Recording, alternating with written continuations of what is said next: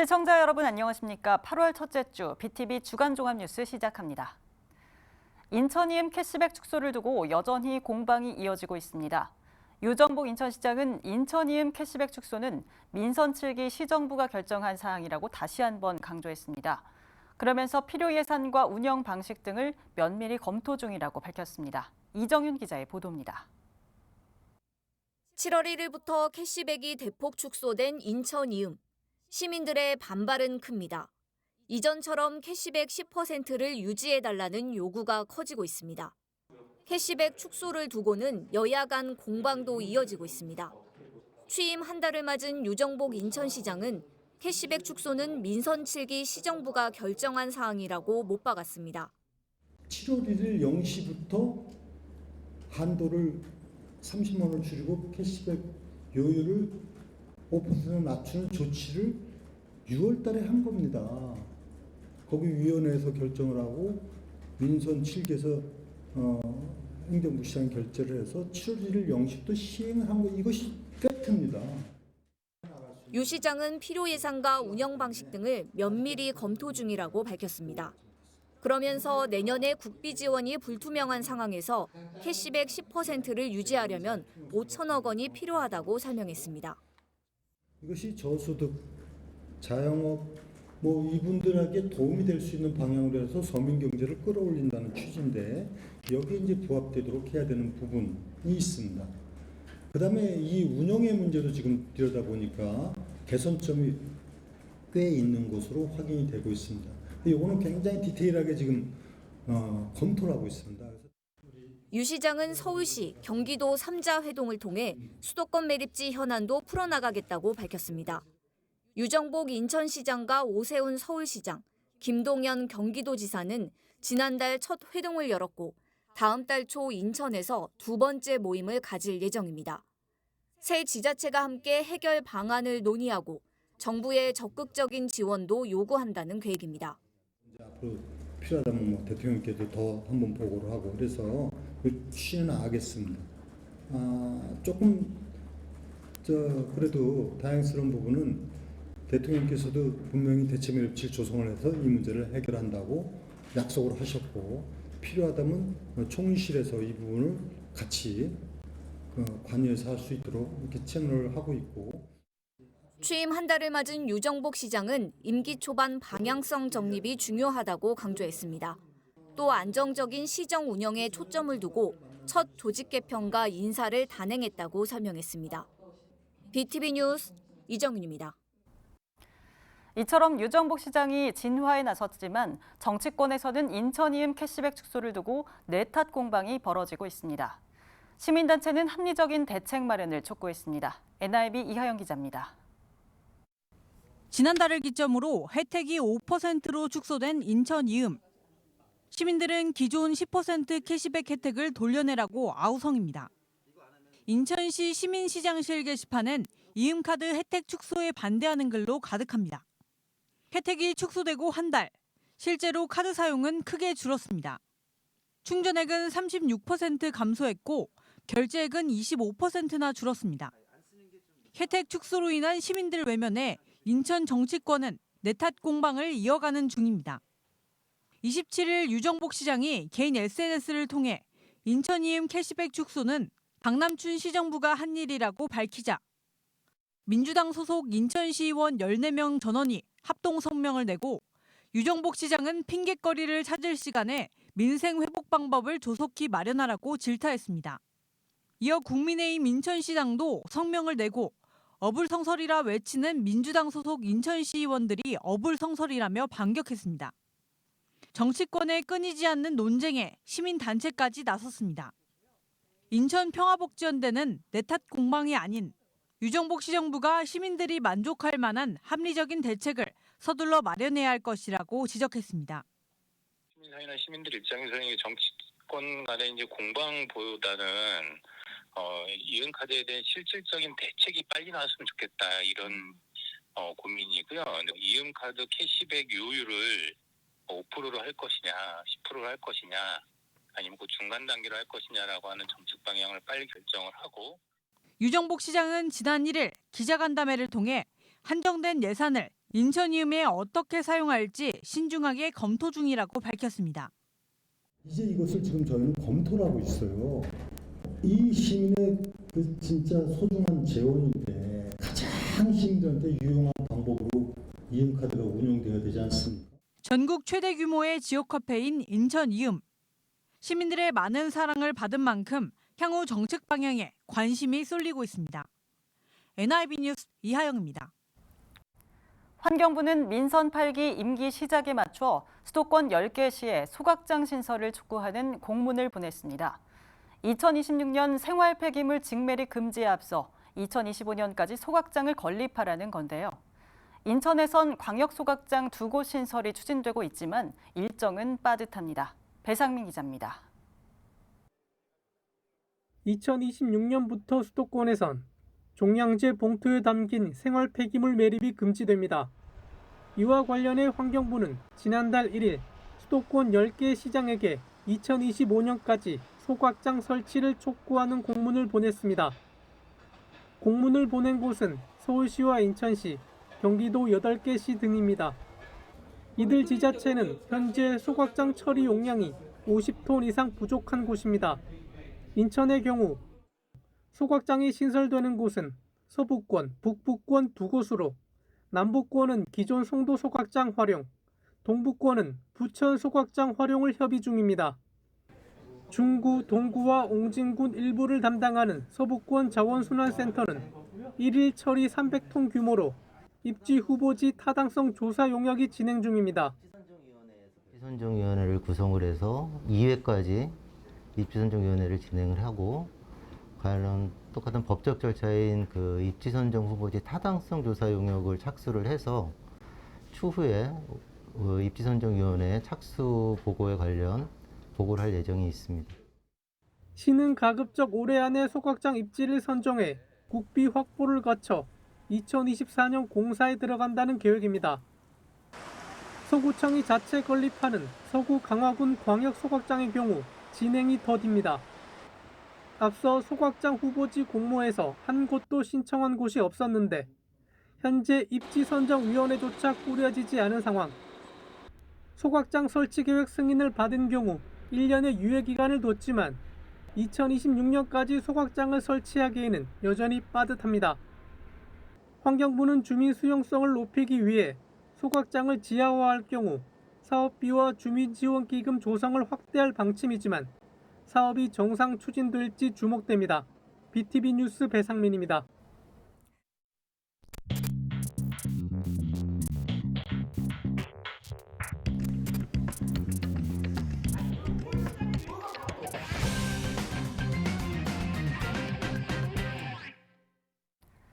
기초의회 연속기획 시간입니다.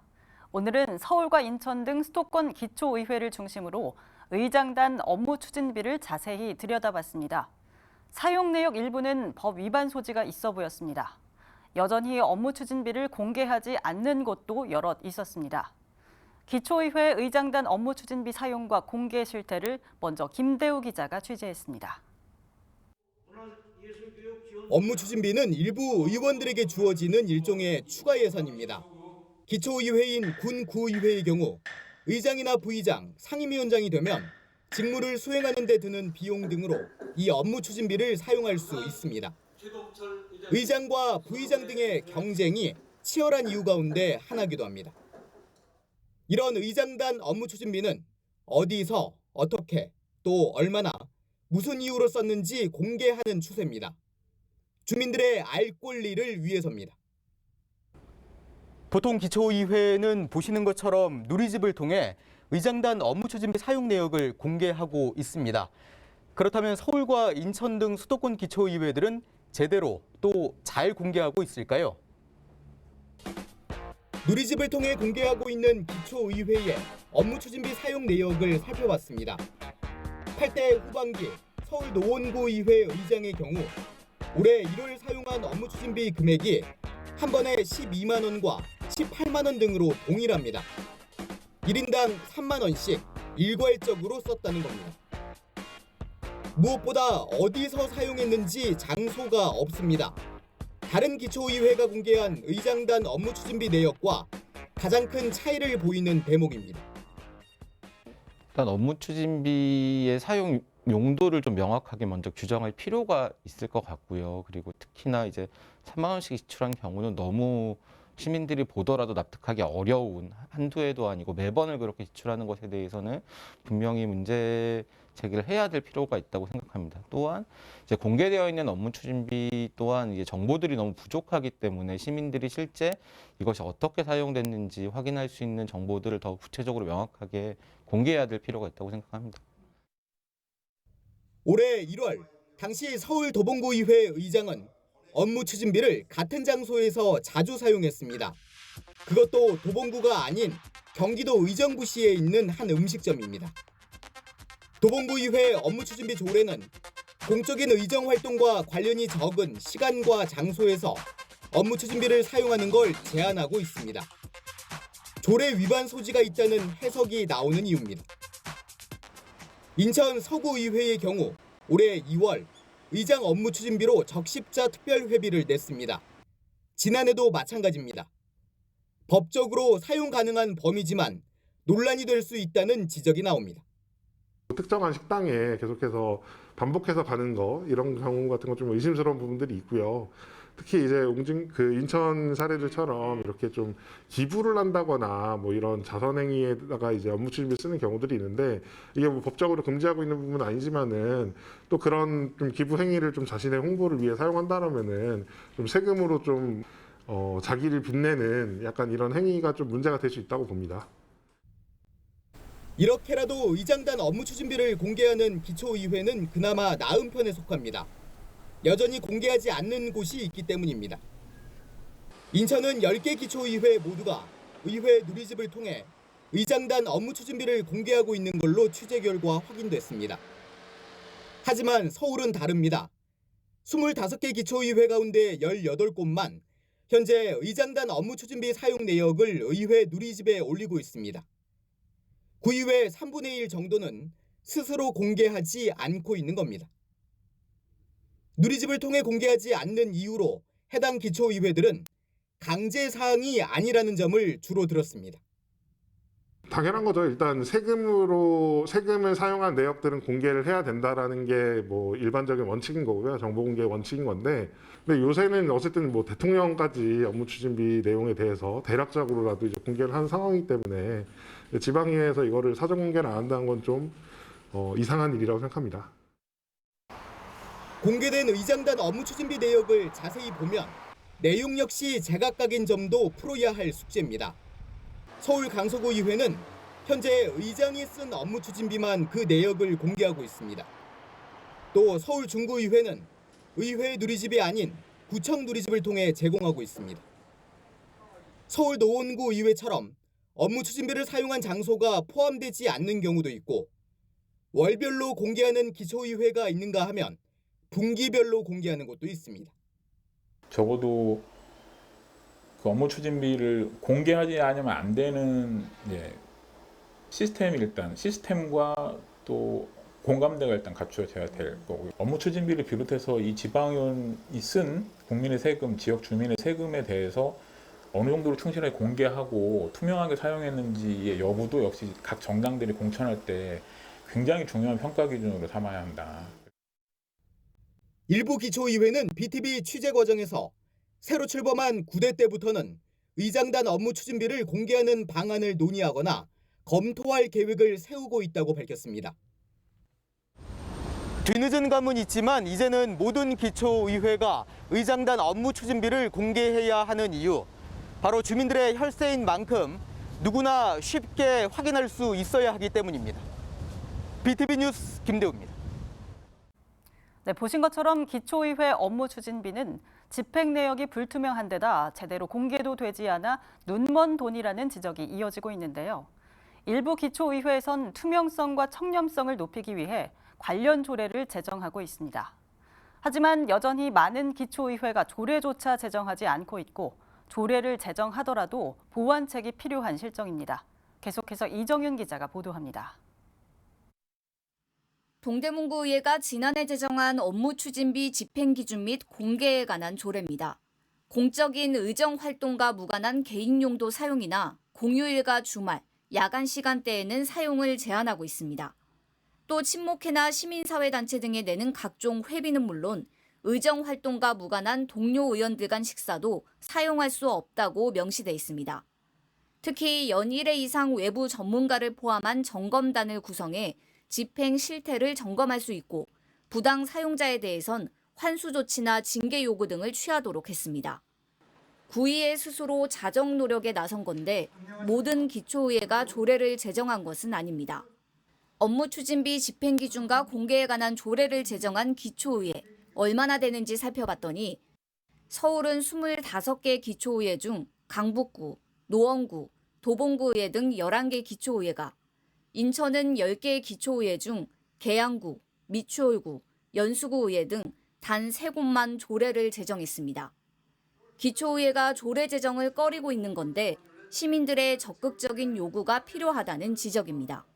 지방자치라는 게 지방의회에서 좀 자율적으로 이런 부분을 결정하도록 이제 권한을 주는 것이기 때문에 이걸 좀 법으로 강제하기엔 좀 무리가 있죠.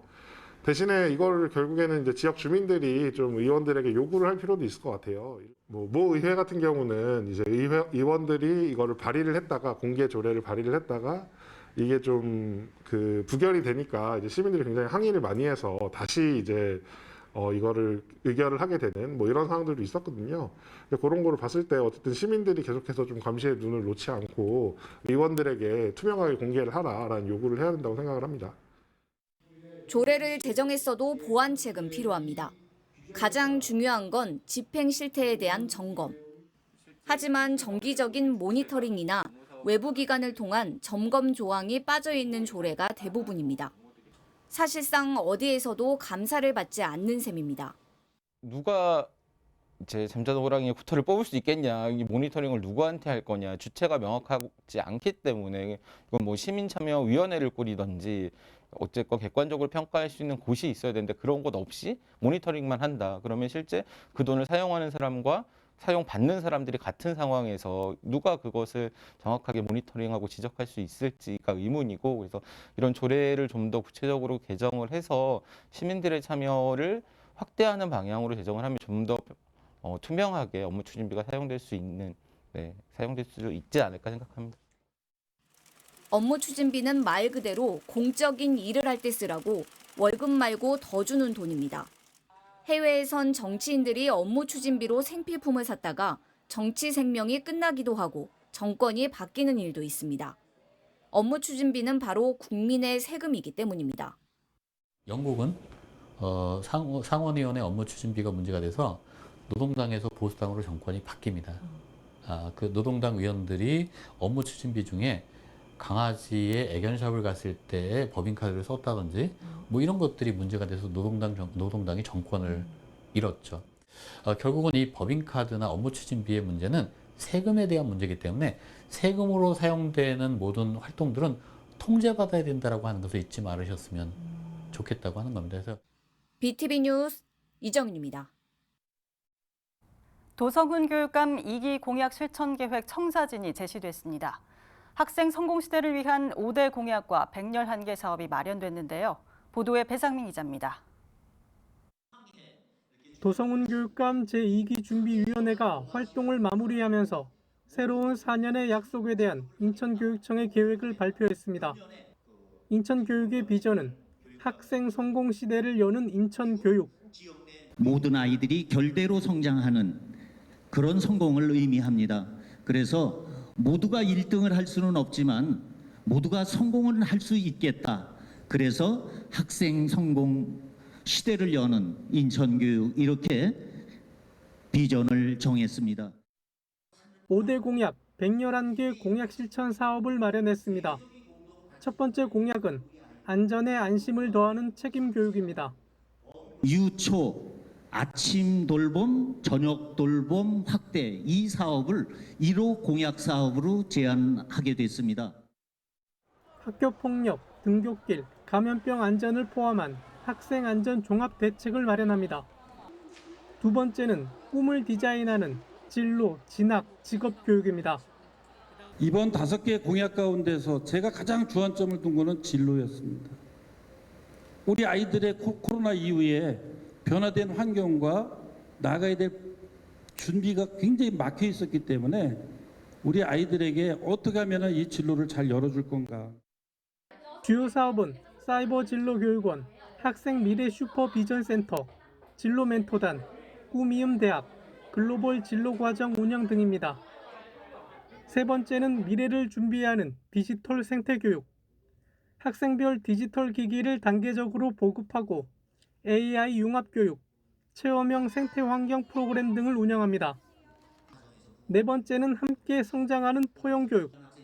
마지막 다섯째는 세계를 품은 인천 교육입니다. 1인 1외국어 교육, 인천형 세계 시민 교육, 해외 대학 진학을 위한 교육감 추천 전형, 국제기구 연계 진로 프로그램 등입니다. BTV 뉴스 배상민입니다. 교육부가 초등학교 입학 연령을 1살 낮추는 방안을 추진하자 논란이 커지고 있습니다. 교사는 물론 학부모들의 반발이 잇따르고 있는데요. 충분한 의견 수렴 없이 추진되고 있다며 철회를 요구하고 있습니다. 배상민 기자입니다. 교육부가 제시한 핵심 업무는 크게 세 가지. 교육부 전면 혁신, 수요자 중심 교육 체제 실현, 고등교육 혁신 등입니다. 여기서 논란이 일고 있는 정책이 바로 만 5세 조기 취학입니다. 박순애 교육부 장관은 교육 격차를 국가가 책임지고 해소하기 위해 취학 연령을 낮추는 논의는 꼭 필요하다고 강조했습니다. 교육의 기능을 강화하는 유보 통합 방안을 포함하여 모든 아이가 1년 일찍 초등학교로 진입하는 학제 개편을 본격적으로 추진하고자 합니다. 학령 인구 감소에 따라 교육 환경이 변화된 만큼 다양한 사회적 논의를 거쳐서 현 정부 내에 실행할 수 있는 구체적인 학제 개편 방안을 마련하고 추진해 나가겠습니다. 이에 대해 전교조 인천지부는 교육 현장을 모르는 탁상 행정으로 어떠한 토론이나 국민적 합의도 없이 교육부가 졸속으로 추진하고 있다고 비판했습니다. 우리를 하면서 사회적인 부분을 발달을 해야 되는데 그거 없이 바로 초등학교로 갔을 때 발생할 수 있는 그 부재에 대한 부정적인 영향들이 매우 우려스럽습니다. 유아 발달을 고려하지 않은 정책으로 유아에게 책상에 40분씩 앉아 집중하라는 건 폭력이자 아동학대라고 주장했습니다. 학부모 역시 불안하기 마찬가지. 현재 초등학교는 맞벌이 부부를 위한 돌봄 체계가 유치원에 비해 부족하다며 관련 대책부터 마련해야 한다고 말합니다. 맞벌이 부모의 경우에는 1학년 때 대부분 육아휴직을 하거나 아니면 이제 돌봄 교실에 보내거나 아니면 이제 학원을 여러 곳 보내게 되는데요. 돌봄 문제가 가장 걱정이 되고요. 그리고 이제 아이들 적응 문제도 걱정이 많이 됩니다.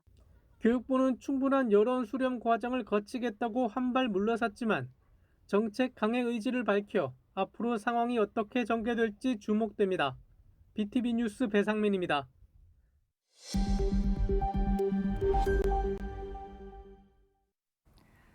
영종도 주민들이 이용하는 인천대교와 영종대교는 전국에서도 통행료가 가장 높은 수준인데요. 국토부는 2022년까지 통행료를 대폭 낮추겠다고 밝혔지만 현재까지 시행이 되지 않고 있습니다. 이런 상황에서 영종도 주민들을 위한 통행료 지원도 올해 말이면 끝이 납니다. 이정윤 기자의 보도입니다. 영종도 주민들은 육지로 나오려면 인천대교나 영종대교를 이용해야 합니다. 문제는 비싼 통행료입니다.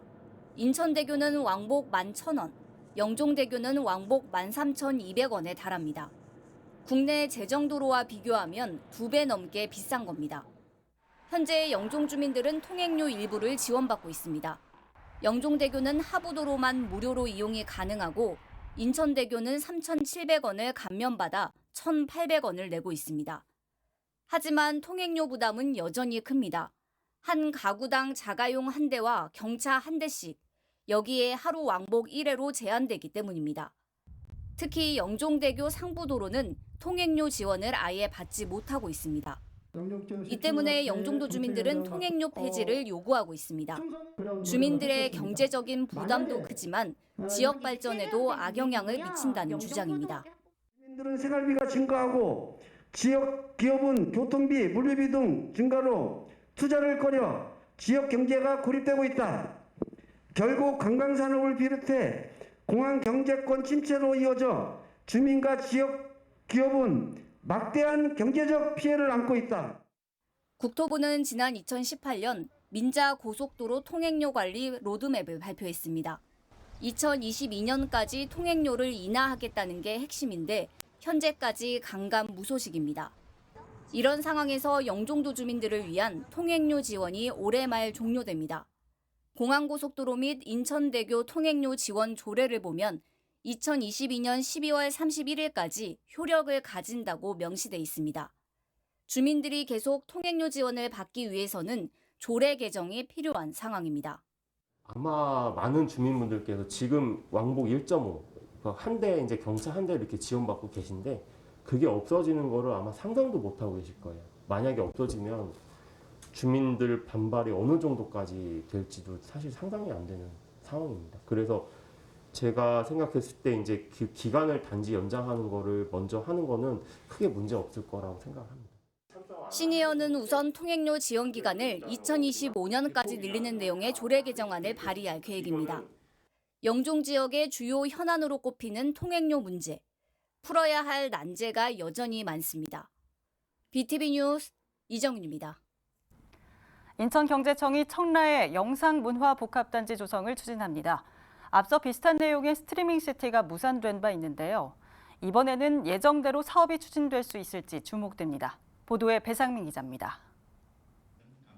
지난 2020년 6월 인천경제청, LH, 스트리밍시티 3자 간 양해각서를 체결한 청라 영상문화 콘텐츠 제작단지. 청라 투자유치 용지 11만 9천 제곱미터에 8,400억 원을 들여 영상문화 콘텐츠 제작 클러스터를 조성한다는 계획입니다. 하지만 사업자가 투자사 구성에 어려움을 겪으며 자금 마련이 어려워지면서 결국 사업은 무산됐습니다. 경제청은 LH와 협의해 영상문화 복합단지 조성 재공모에 나섰습니다. 이번 공모사업 대상 면적은 18만 8,282제곱미터로 앞선 스트리밍시티보다 약 7만 제곱미터 넓습니다. 70%는 산업시설 용지, 30%는 지원시설 용지로 개발하게 되며 사업 신청 자격은 외국 법인이나 외국 법인 컨소시엄입니다.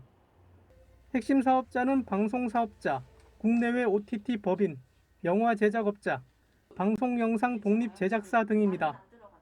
영상 산업단지 직접지인 서울에 있는 상암동, 목동, 일산 등과 연계해서 그 시너지를 낼 수 있는 접근성이 뛰어나고, 그다음에 그 해외 컨텐츠들 관련된 그 인천공항 그리고 차이나타운 같은 인천의 특징이 있는 관광 인프라하고 인접되어 있습니다. 그래서 그 추진하고 있는 의랑산과도 연결이 되고, 그래서 그 영상과 관광 산업의 새로운 어떤 클러스터가 될 수 있는 지역으로 기대하고 있습니다.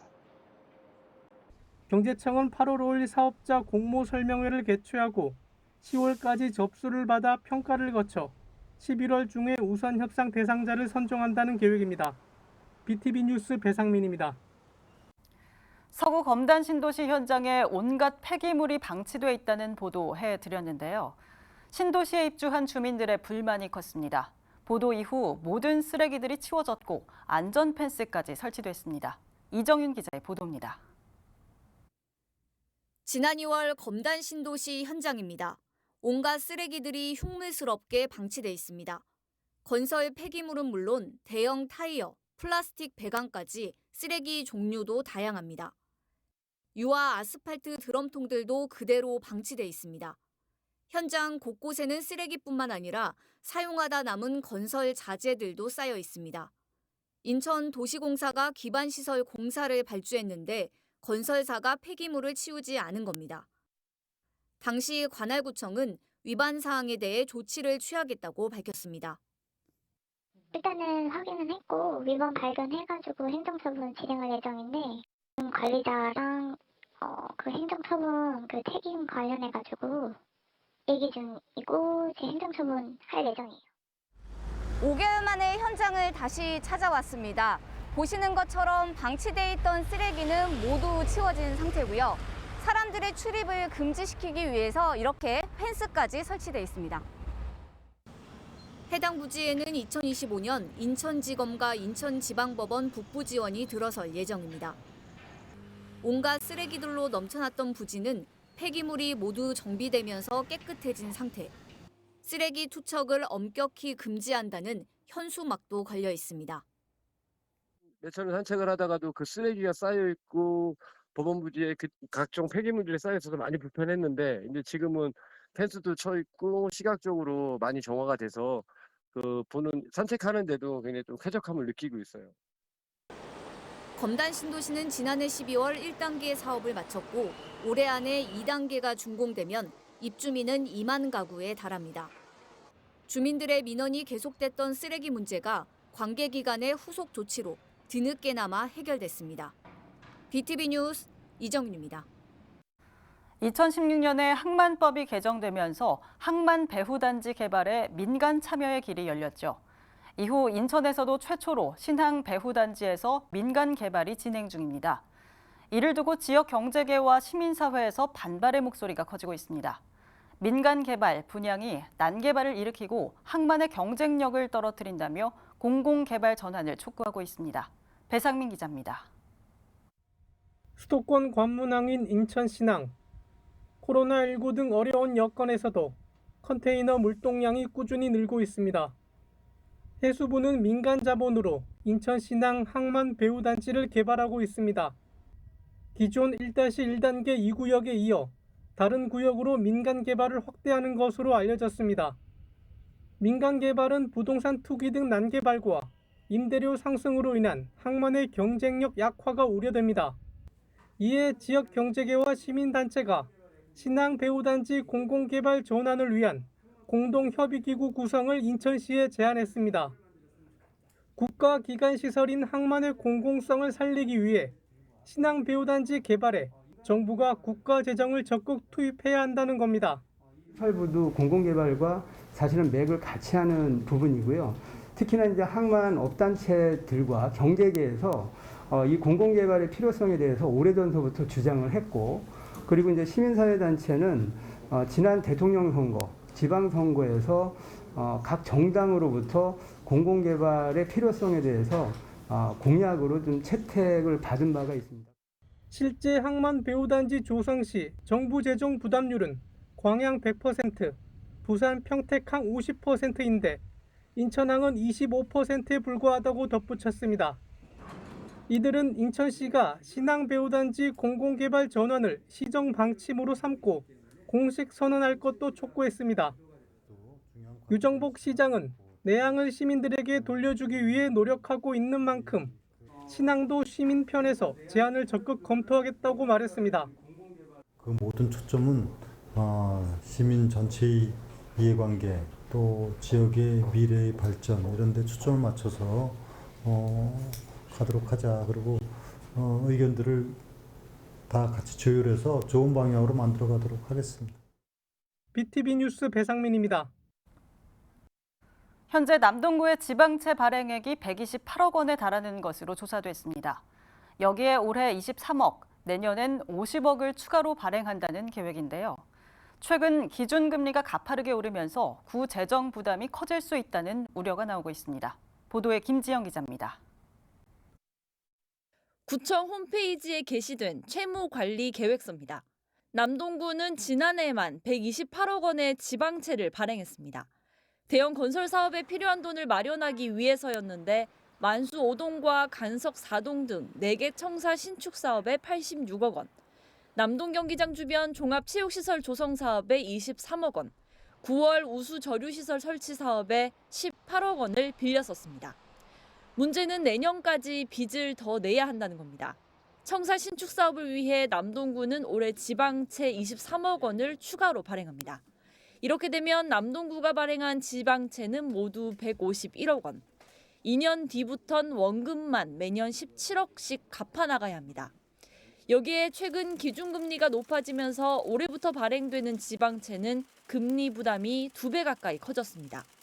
실제로 올해 갚아야 할 대출이자는 1억 6천만 원 수준이지만 내년엔 3억 5천만 원으로 껑충 뜁니다.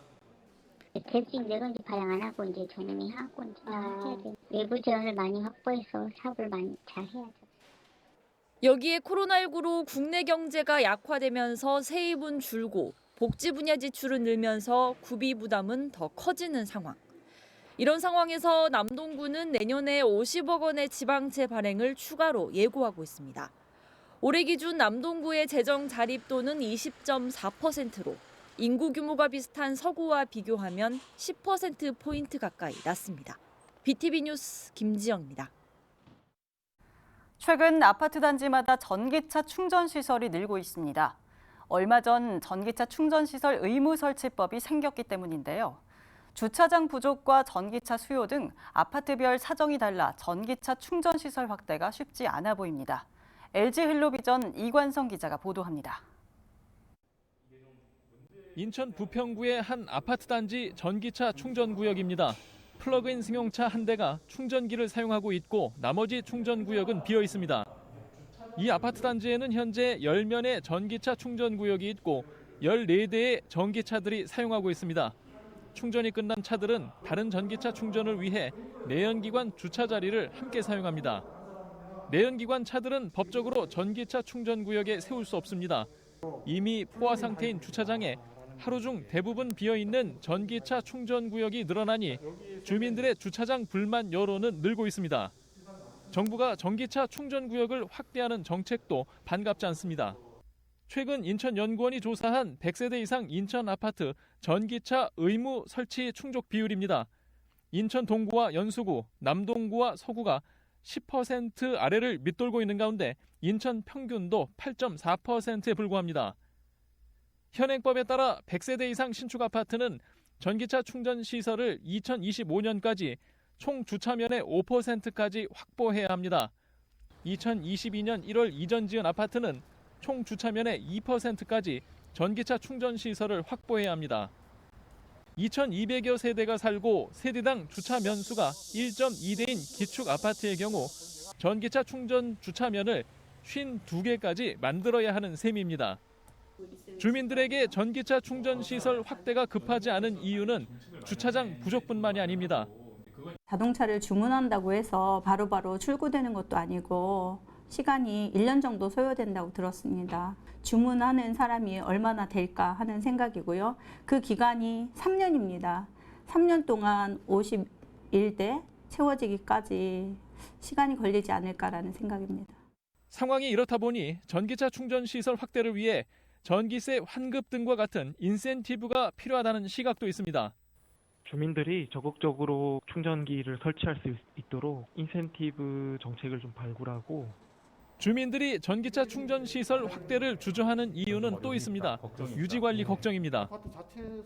전문 기술자들이나 자격증 있는 사람들이 이걸 수선을 해야 되는데 나중에 저게 만약 고장이 났을 경우에 지금 설치하시는 분들이 얼마나 성심성의껏 수술을 해주실 것이냐.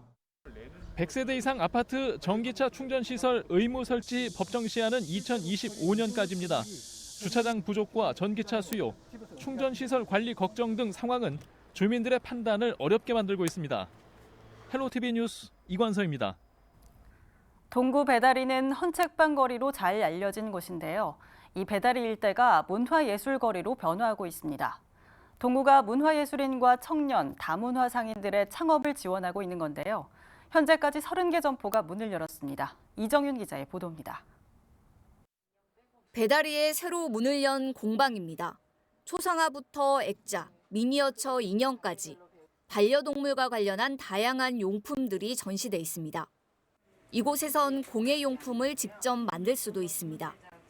청년이 창업한 점포로 구청으로부터 임차료는 물론 시설 개선비, 간판 설치비 등을 지원받았습니다. 새로 공방을 얻는다는 거는 이제 기본적인 자금이 필요한데 그 부분을 구청에서 지원을 해줘서 이제 시작하는 단계에서 좀 용기 내서 지원할 수 있었어요.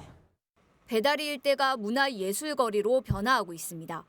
동구가 문화예술인과 청년, 다문화 상인들의 창업을 지원하면서 과거와 현재가 공존하는 매력적인 공간으로 탈바꿈하고 있는 겁니다. 이번에 새로 문을 연 점포는 8곳, 피규어 제작 체험, 음악 문화 공간, 마을 목공소 등 다양한 문화체험 공간들이 조성됐습니다. 동구가 현재까지 지원한 점포는 모두 30곳에 달합니다. 배다리 지역에 순조롭게 정착할 수 있도록 협업 시스템 구축 등 다양한 지원을 확대하여 그동안 헌책방 거리로만 인식되었던 배다리 지역을 먹거리, 볼거리, 즐길거리가 가능한 인천의 새로운 핫플레이스로 자리 잡을 수 있도록 노력하겠습니다. 변화의 바람이 불고 있는 배다리. 동구는 배다리 거리를 더 활성화하기 위해 주차 문제를 해결하고 지역 축제도 개최할 예정입니다. BTV 뉴스 이정미입니다.